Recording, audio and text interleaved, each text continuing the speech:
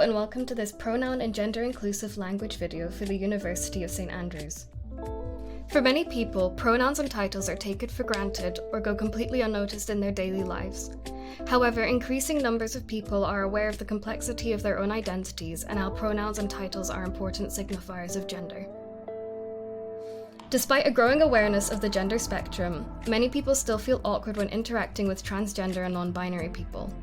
By discussing best practices surrounding gendered language, we can empower people to feel more confident and comfortable when addressing gender-diverse people and topics.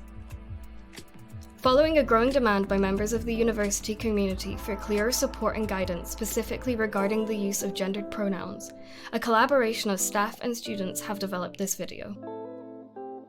Our goal is to equip people with some language and knowledge to help them treat trans and non-binary community members with respect and dignity. For many people, gender's a lot more complex than just whether they're a man or a woman. This complexity can take many forms, with some people experiencing their gender as different from their assigned sex at birth. Additionally, some identify their gender as somewhere between or outside of being exclusively a man or a woman, while others don't identify with a specific gender at all. In English, people are familiar with the feminine pronouns she, her, and hers, and the masculine pronouns he, him, and his. However, some people choose, for a variety of reasons, to use gender-neutral pronouns.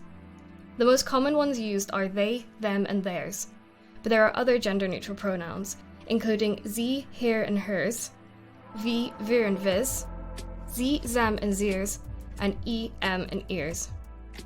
While these neo-pronouns have only been in use for the last few decades, the singular they has existed in modern English for the last couple of centuries.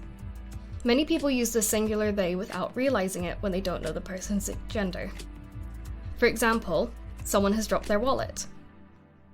Some people only use one set of pronouns, while others may use more than one set.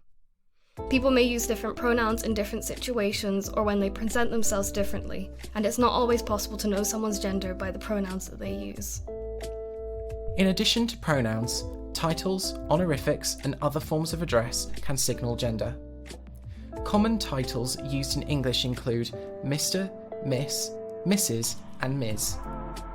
The title Ms, pronounced Ms or Mies, was introduced in the 1970s as a title for women to be addressed without regard to marital status, and it is now widely used, accepted, and understood. The gender-neutral title MX, pronounced Mix, Mux, or MX, was also introduced in the 1970s and has begun to catch on more recently. However, MX is not the only gender-neutral option available in English. Some examples include IND, PER, MUSC, and M. Professional titles such as doctor, professor, or principal similarly do not connote gender, and many people choose not to use titles or honorifics at all.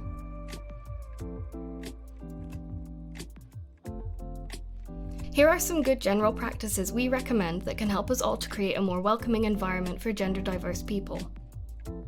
Try to avoid making assumptions about people's pronouns based on their name, appearance, or other factors.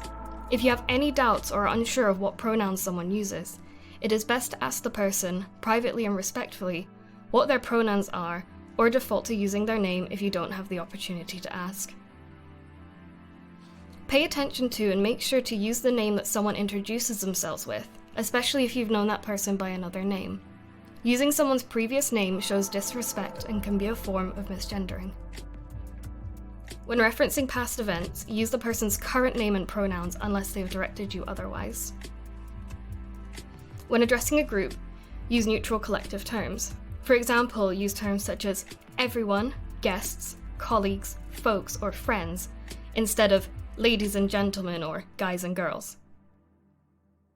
If you're invited to share your pronouns, feel free to do so. However, do not feel the need to provide an explanation, and remember that some people may not feel comfortable sharing their pronouns. Maintain these practices even if you know there aren't any transgender or non-binary people present. This helps to normalize the declaration of pronouns. If you're interested to learn more, there are resources available on the university website and online. This information might be new to you, and that is okay. Even if you make a few mistakes along the way, adopting a gender-neutral language approach is an easy way to support and include everyone in our community. If you notice yourself using the wrong name or pronoun, correct yourself, apologise briefly, and continue, as you would if you accidentally bumped into someone in the street. Don't feel too guilty about it. A simple sorry keeps the conversation moving and avoids making either of you uncomfortable. If you find yourself struggling to get someone's pronouns correct, try practicing when you're by yourself by saying some sentences with their pronouns aloud.